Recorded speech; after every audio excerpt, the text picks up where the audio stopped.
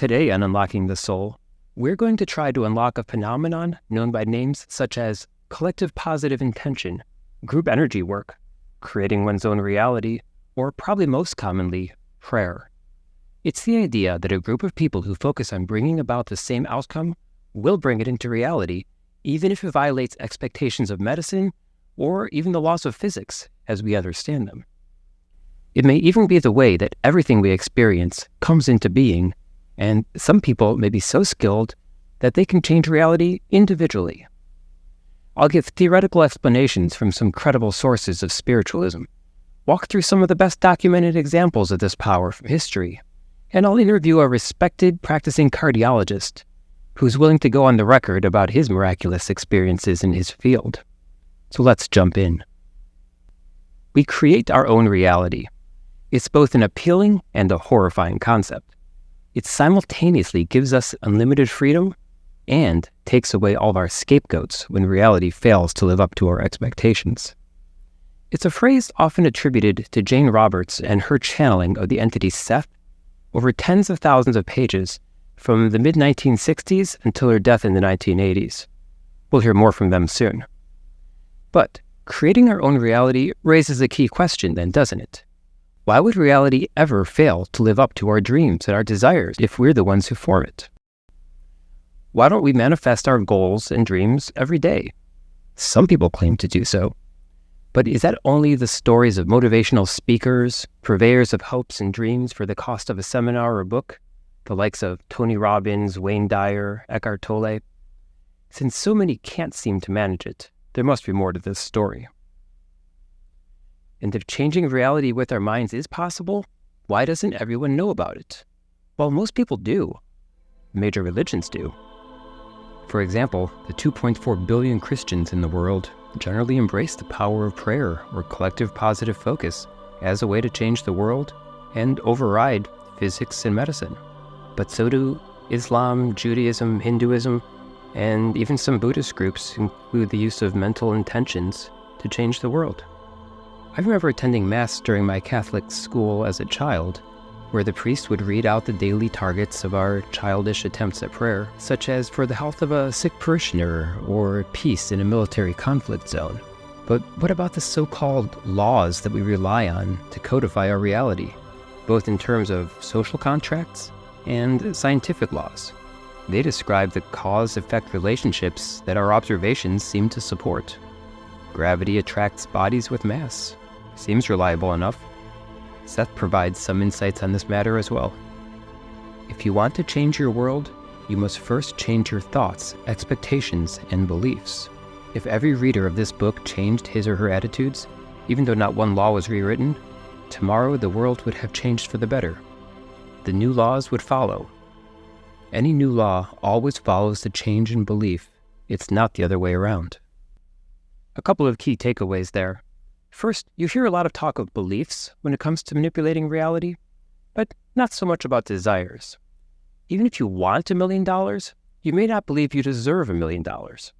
Maybe you felt belittled since childhood. Maybe you internalized from parents or grandparents that people like you work hard for what they get, rather than getting a lucky break. The other key is that laws describe what we expect. Why else do you think we have proof of the placebo effect, to the extent that new drugs have to be tested against people using fake versions of those drugs? The test subjects believe that a person in a lab coat handing them a pill will improve their symptoms. Scientific and regulatory laws enshrine these belief-based realities. So we can change our own health if we believe we can. Now, the holographic perspective is that this entire physical world is an expression of an inner, hidden, vibratory world. Seth reminds us that your physical image and your physical environment are both materialized extensions of your inner selves. Channel, author, and energetic healer Paul Selig, channeling a council of ascended beings, once described the key to healing is understanding that the physical body is recreated 1,000 times per second. We simply need to choose not to carry unhealthfulness into the future. Okay, sure. If reality's malleable and laws are meant to be broken, what's making our environment so sticky? to the laws of physics and medicine that we see every day. If I'm feeling blue, why don't I transform into a blueberry today, or a storm cloud? First, that extreme malleability is described as a feature of the higher dimensions. But down here in the third density muck of the Earth's schoolhouse, we have some guardrails in place to keep us in line. But those guardrails are mistaken for laws. In fact, we are still in control of our experiences. Seth explains that we manipulate within the psychic environment, and these manipulations are then automatically impressed upon the physical mold. He explains, your environment is not real in terms that you imagine it to be. When you are born, then you are already conditioned to perceive reality in a particular manner and to interpret experiences in a very limited but intense range. That seems practical. Can't have people turning into blueberries all around us, can we? But where do our constructs of the world as we know it come from? And if we're born into this architecture, who decided it? The dreams, hopes, aspirations, and fears of man interact in a constant motion that then forms the events of your world. That interaction includes not only man, of course, but the emotional reality of all earthly consciousnesses as well, from a microbe to a scholar, from a frog to a star. You interpret the phenomena of your world according to the mythic characterizations that you have accepted. You organize physical reality, then, through ideas. You use only those perceptions that serve to give those ideas validity. The physical body itself is quite capable of putting the world together in different fashions than the one that is familiar to you. He goes on to say that we can add creatively to the quality of our own consciousness, but also to break the barrier of reality, to stretch it at the edges, so to speak. So think about it this way. The physical world we know is malleable but stiff. That's because with our higher selves or souls, they're controlling it collectively. Like a government or corporation, no one person can easily bend it, shape it, or change it. But one person can change a government or a corporation with efforts and wisdom.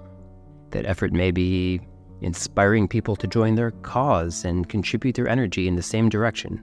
Think of it like organizing a vote in a direct democracy, or maybe putting an initiative on the ballot for a town council or a shareholder meeting. If you get enough people to back your particular initiative, inspire them to lend their support, their votes, their money, their energy to inspire others, you can make a change to the collective laws and shared reality. Think about Susan B. Anthony with women's suffrage in the US. And now you start to understand how prayer and collective focus works. It might be something like a small church full of believers helping one person have an ambiguously miraculous medical outcome. Or it might be something huge, like an advanced being like the Buddha convincing billions of people that enlightenment through meditation is a feature of their reality, worthy of their belief and practice. Now, this phenomenon is also explained in one of my all-time favorite books, The Holographic Universe by the late Michael Talbott. He connects miracles to the concept of psychokinesis, or PK. Like healing, PK refers to the mind influencing matter through concentration on it. Both act in a way that differs from the default physical laws accepted by humanity on Earth. Talbott and scientists that he cites saw PK as rising from the interplay between the enfolded nature of the holographic reality and the unfolded representation of that reality in the physical world we observe. Some people, he concluded, are skilled at reaching into the inner workings and manipulating the source code, not simply dabbling among the world of the five senses, the projections of the world on the screen. Who could be so skilled? Next, let's look at some documented examples. According to a Washington Post story from just this week, a newly deciphered scroll fragment from the 2nd century tells a story in which a 5-year-old Jesus was playing near a stream molding clay into sparrows. When his father Joseph scolds him for playing on the Sabbath, the day of rest, Jesus claps his hands and the figures come to life. Now, most of us mortals aren't reaching into the matrix quite so proficiently, but it gives a sense of what is possible when we know that we are capable of it, and when we align to the Christ frequency which is available to us all. Biologist Lyle Watson recounts a story from the Philippines in his best-selling book Supernature. A man there would hold out his hand 10 inches over a person's body, point at their body, and an incision would move across that person's skin, allowing him to perform surgery.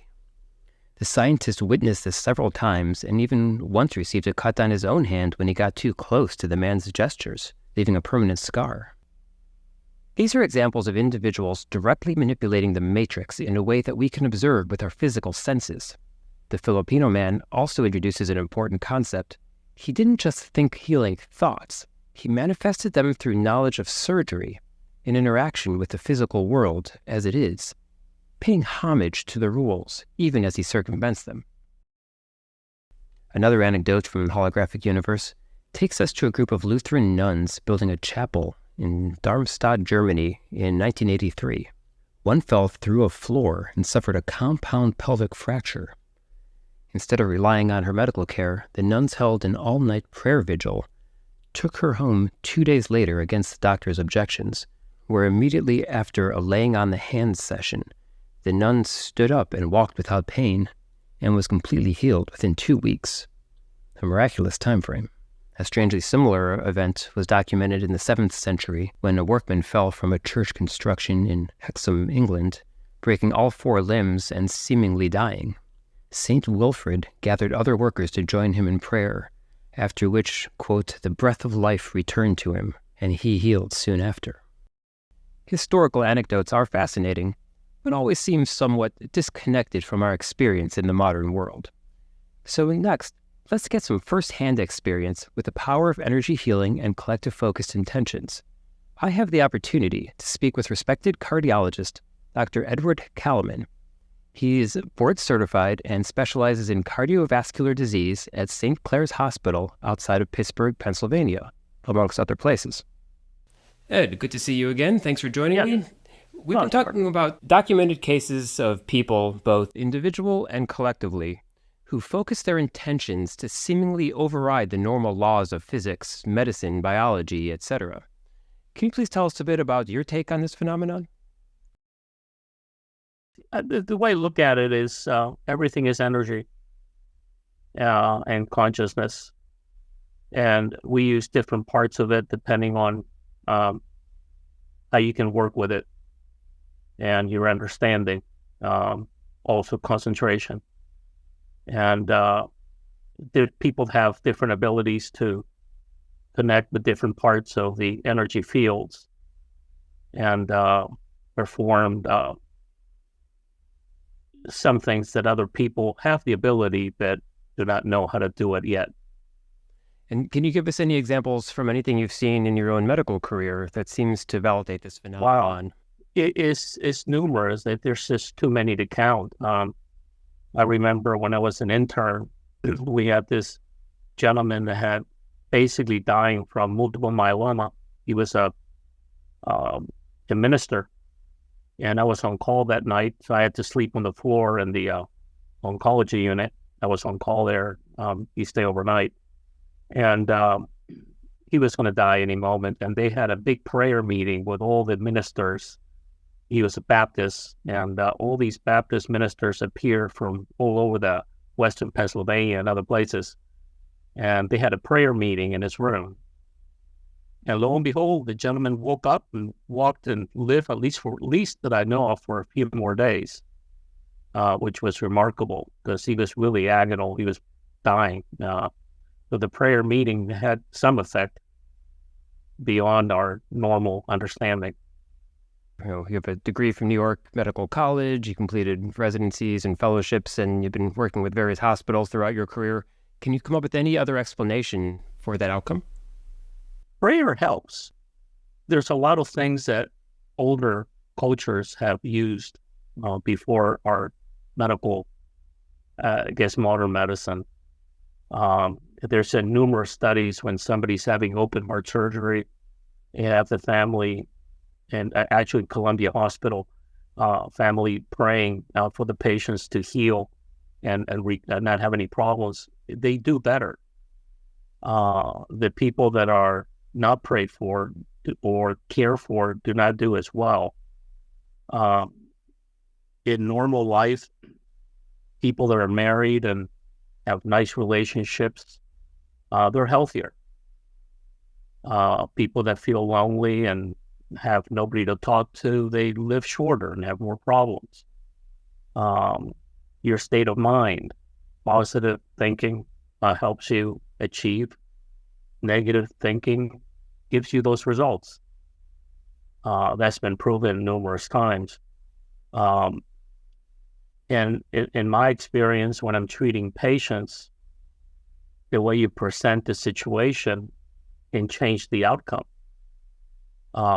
You give a person a pill and you say, well, this is going to make you feel better. 90% of the people, or almost close to 100, feel better. They take it and they feel better. But if I say, take this pill, I heard a few people get better, 1 to 2%. The odds are that even if it's the same pill, they're not going to get better. We call that the placebo effect. That's really suggestion and the power of the mind to believe something's going to work. There's numerous cases, and people are told that they have terminal cancer and they change their lives and have a lot of positive meditative healing abilities. They can improve significantly. People that go into the belief system that they might as well write their will and die, that's what they do. I have patients that have really bad hearts. This is what I do. And this strong willpower, which we call stubbornness sometimes, or they wait for their daughters to get married or their husbands or wives to feel better before they pass away. That's very common, very common. In your own interactions with patients, do you ever find that you can get a sense of their ailments, their energy levels, or see any ways that you can heal them beyond the typical medical tests that we're all accustomed to?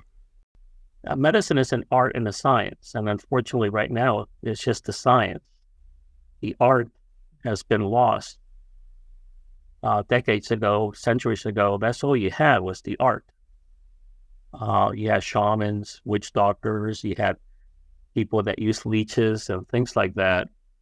How did those people, some of them, get healed? You know, the body has the ability to heal, so you just have to find a way to make that real, a reality. And yeah, you feel the energy of the patient, and the energy is telling you what they have. 90% of the time, you have the diagnosis before you send for testing. And it could be from the exam, from what they're telling you, or what you feel.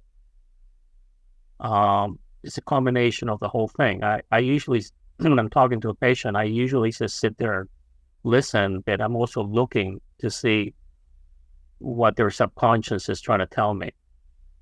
And if you feel that after years of practice, you feel that. It is not unusual for even the great majority of physicians or healthcare workers, whether it's nursing or the people that are involved in the healthcare industry.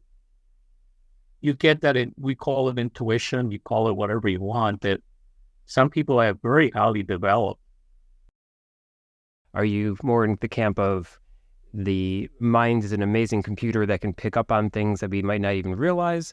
Or do you think it's actually tying into like an etheric body and, further down the scale, you'd get to Jesus curing somebody or, someone with psychokinetic abilities? Well, it basically, if you have even a little understanding of quantum mechanics, quantum physics, string theory, and things like that, everyone is connected. And when I'm saying subconscious, everyone is connected to some degree, all the time, no matter if you're in planet Earth or in the United States and the other person is in Taiwan. There's a connection. And that connection is there all the time. You just have to be quiet enough to listen to what it's telling you. The physical body is just a material representation of energetic fields. And the body's a projection, you might call it, of an energetic imprint. And that energy field is in a much higher vibration, and it can change the molecules in your physical body by changing the vibration. And if you are in touch with that, either through energy healing or prayer, or you can actually change what's going on. You can fix somebody's disease process in the physical, whether it's liver disease, kidney disease, but what started that disease, it didn't start in the organ, it started somewhere else. There's been numerous studies that and I've seen that in my own patients, if they say, well, when I'm 45, 50 years old, I'm going to gain 200 pounds because that's what my mom did, and that's what my grandmother did, and that's what my aunt did. Lo and behold, they come in at that age and they put on 200 pounds. They made their own reality. Or they say, my dad had a heart attack when he was 42. My brother just had a heart attack, he's 38. I'm 37, so I guess you only have a year, 2 years, and I'm going to have a heart attack. Well, the odds are is that you will, or something's going to happen. What's going on there? That suggestion is changing some imprint in the energetic fields, making that a reality. And you may be thinking that heart attack decades in advance when you first found out that your family members are all dying or having heart problems in the 40s. You're already setting up that pattern through different energy fields, the energetic fields with the etheric, the astral, and then it comes to your physical body, and you did it. You create your reality. I keep referring to focus on positive intentions, bringing about desired outcomes. And we refer to the masses and their soul hierarchy, bringing about a creative, collective reality, which is positive and negative. But do mass creations ever override the normal laws of physics in a negative way? For an answer, let's look at one of the most significant and well-documented events of human history, the Jansenist miracles and the hysteria of the Convolusionaires. Haven't heard of it? It's actually odd, because it may be one of the most discussed and well-documented events in Europe, from the early 1700s until the French Revolution in 1789. The Jansenists were a puritanical sect of Catholics and a thorn in the side of the Catholic Church. But they had a growing following among the French populace, fed by their prolific performance of miracle healings. At the height of debate over church doctrine and the significance of the miracles, the Jansenists' revered deacon, Francois de Paris, died in 1727 and was buried in Saint-Médard Cemetery. Visitors to this cemetery started enjoying a huge surge in healings there, including cancerous tumors, paralysis, deafness, arthritis, sores, fevers, blindness, and more. Sounds positive enough, right? Well, that's just the appetizer here. A hysteria erupted around the pilgrims to the Saint-Médard Cemetery. The affected seemed to enter a trance, and they demonstrated inexplicable physical contortions of their bodies. But not just that. They longed for injuries to be attempted against their bodies as a way to alleviate discomfort that plagued them. There are well-documented accounts of the Convolusionaires literally begging to be tortured in front of the crowds. They would endure strikes with metal rods, 100 blows from a 30-pound hammer that broke the stone behind them, cuts from very sharp objects, dropping 50-pound rocks on people from heights. They would suspend people with all their weight on a sharp spike. The strongest men would attempt to choke them. Some were even crucified. But nothing could injure these people. Their convoluted bodies would show no injury or bruises, or these extreme acts couldn't even puncture their skin or cut it. They would indicate appreciation for the torture and ask for more. Some people levitated in the air during their seizures despite others trying to hold them down. And this all lasted day and night for years, and to a lesser extent for decades. Among the numerous official accounts, a member of the parliament wrote 4 thick volumes with examples of the convolutionaire's invulnerabilities. At one point in 1737, a group of 3,000 volunteers were recruited to assist with those having seizures and other acts. So what was going on here? Well, the Catholic Church got a lucky break. By acknowledging the miracles, but attributing them to Satan, they had a convenient way to discredit the Jansenists once and for all. Modern science mostly pretends this didn't happen at all, or dismisses it as mass hysteria or delusions. Our framework leads one back to psychokinesis, where those involved pushed the edges of physical and medical conventions. They were wrapped up in religious fervor, and they were able to go beyond logical acceptance or rules, and were granted access to mental abilities often suppressed. The Holographic Universe book that gives a detailed account of this event also points to the work of Harvard psychologist William McDougall, who suggested religious miracles may be the result of collective psychic powers. So how does this help us? I hope stories like those above help break the shell that you may perceive as a physical world. Perhaps it isn't so hard, but stretchy if nothing else. As a practical takeaway, let me leave you with a smaller, modern example. In The Biology of Belief, Dr. Bruce Lipton recounts a story of a young British doctor, Albert Mason, who found success using hypnosis to cure warts in 1952. While that alone is shocking to those who think of warts as a biology problem, this story goes deeper. Another doctor referred a patient to him who had leathery skin to use his wart hypnosis therapy. He focused on one arm, and it did return to healthy pink in a soft state. But showing the results to the referring doctor, it quickly became clear that the referral was a mistake. The boy suffered not from warts, but from an incurable and lethal genetic condition called ichthyosis, not warts at all. Though Dr. Mason continued to cure the boy's other limbs, he could not cure others with similar conditions who lined up for Dr. Mason's treatments. Why? Because it's impossible to cure someone with an incurable disease, of course. Unlike minor warts, the doctor's doubt returned to him after learning how the disease functioned, reinforcing the impossibility to cure. So the takeaway there is that the belief changes reality, and the laws follow to describe reality, but the laws also inform our beliefs. And while we have free will over our own lives, our reality, the Earth's schoolhouse and its environment, are a shared experience.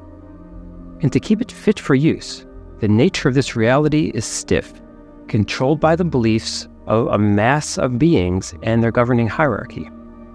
Yet we have seen many examples of stretching of reality when individuals especially skilled, when a group of people choose to adopt a shared intention and pour their psychic energy into it, or like in the last example, someone simply doesn't realize that something is impossible until they do it.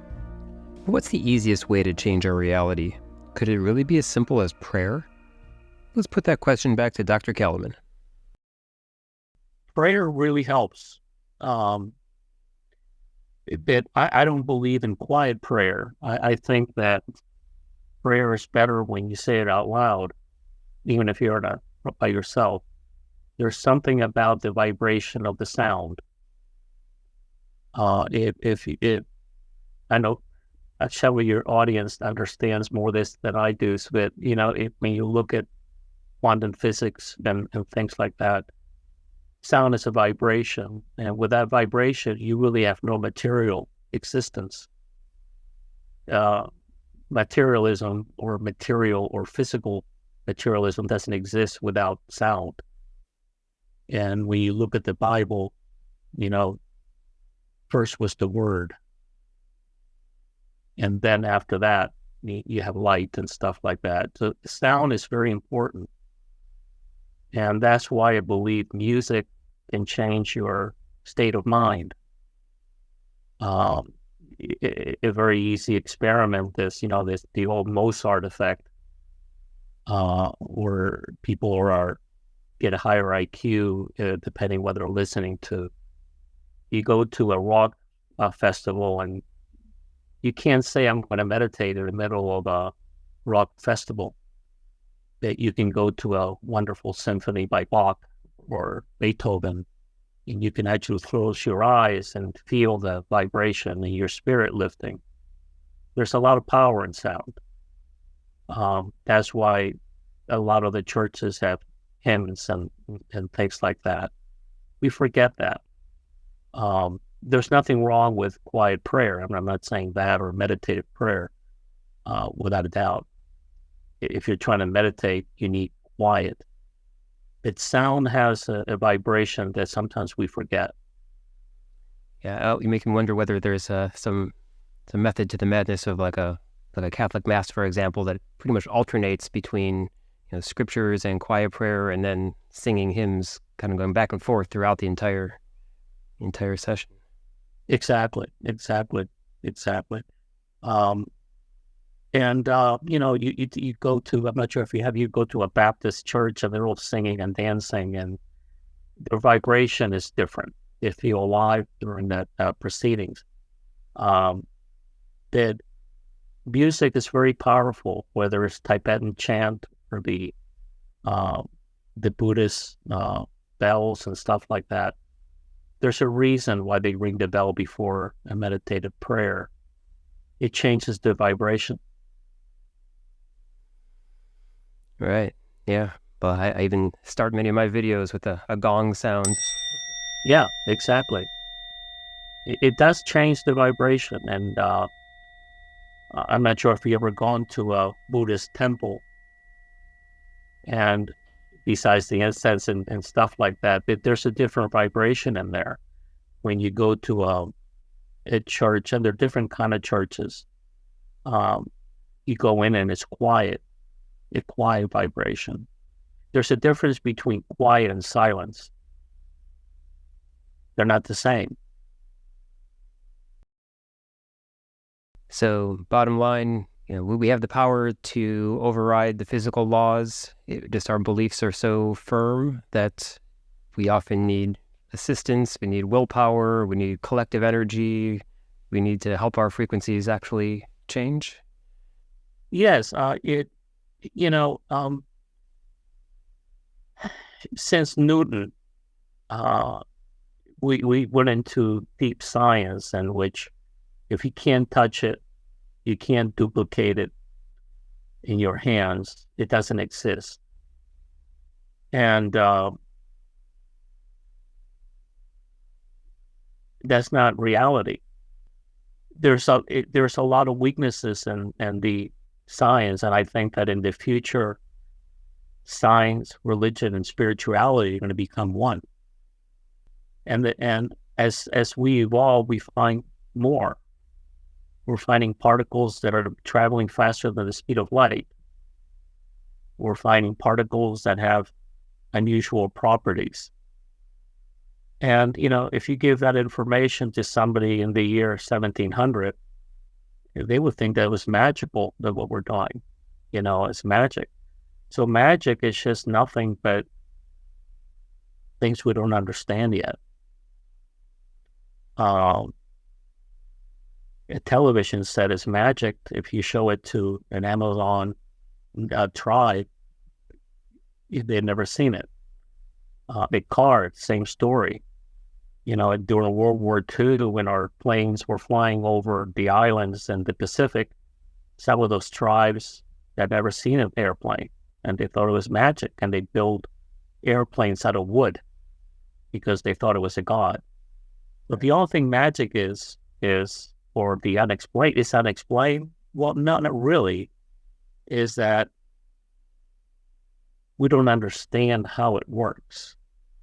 And if we look at ourselves 20,000 years in the future, we're savages, and I my belief system is that in the future, you are probably not going to have to open up the body to heal with surgery. You're going to have light therapy, you're going to have crystal therapy, meditations, healers. It's going to change dramatically. We're just at the beginning of that. Well, exciting time to exciting time to be alive. Yeah. Yeah, and obviously not a perspective that we hear from a lot of doctors. Well, some of them, yeah, I think you'd be surprised. You'd be surprised, and it's not out in the open without a doubt that I would say the great majority. There are a few that are still hardcore, but there is a good number that understand there's more to it than what we see. And they call it intuition, gut feeling, or let's do this and that, and to give them the positive understanding of what's going on. There are more people that have more understanding, but they're afraid to say it. Yeah, and obviously someone that has that innate understanding may get drawn into the medical field as a profession because they feel like they are called to be a healer, and maybe thousands of years ago they would have been a shaman or a medicine man or something like that. And in modern days, they're looking through all the jobs available and they start considering the medical industry, medical field. Yeah, I mean, I've worked with heart transplants for a little while, and it's not unusual for a patient waiting for a heart transplant to arrest, and you bring them back. I remember this individual that he lived a very tough life. We just leave it like that, very hardcore. And he arrested a few times, and we brought him back, kept bringing him back. He kept heart stopped. We kept bringing him back for it lasted at least an hour and a half, but it finally stabilized. And he became a changed person. And I asked him, I said, what changed? And he said, I didn't like what I saw. He goes, every time I went out, he goes, I didn't like what I saw. He didn't want to go into it. But he says, I don't want to go there. I want to change my life. Yes. We had one person that was waiting both heart and kidney transplants. And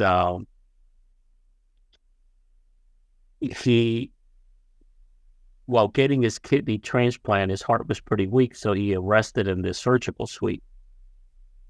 And he was volunteering at the hospital. He thought he'd be close to the hospital just in case an organ became available, or two organs.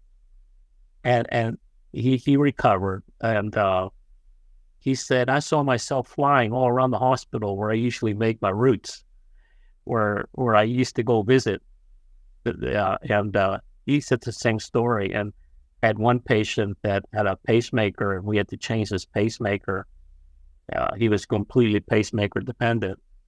And we put the pacemaker on the other side of his chest, a new one. And of course, you have to remove it and then change the battery to another battery. But we had to find another site. But anyhow, in him, because of an infection he had prior. And the pacemakers, they arced. And the new battery and the old pacemaker formed an arc, and his heart stopped. And he said to us after he was stabilized, I saw myself on top of the ceiling in the operating room, and I couldn't get back down. But eventually I got down. I mean, this kind of stories, I can just keep going all day because they're extremely common. And I don't think there's a physician, nurse, hospice nurse, home care nurse who has not seen that or witnessed that. One patient was passing away. He was a musician, and he was dying, and all of a sudden he was smiling. So we asked him, what are you smiling? And he goes, I'm hearing a symphony. And then he passed. There's a lot of stories like that. I appreciate your insights and your stories. I mean, as you said, we could go on all day, and in fact, we have in the past. So keep an open mind and follow your intuition. Your higher self is guiding you to where you need to go and what you need to accomplish to make the most of your experience here on Earth at this time. So thank you, my friends.